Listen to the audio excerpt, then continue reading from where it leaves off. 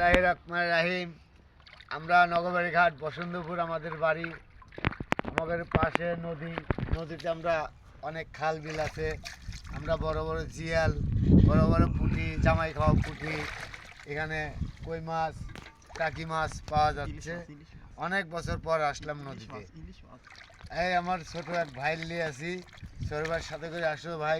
দুই ভাই ছোটবেলার কথা মনে পড়লো দেখে আসলাম। ভাই কিছু বেটা শালা তোর ভাষ্যকে নাম দিছি নিয়ে লাগতে মারবো না কয় না বড় জিয়াল ধরছে আমার ছোট ভাই। কাটা দিছে উপরে ঢেল দে এ দেখ কাটা দিছে দেখ চাপ এ দেখ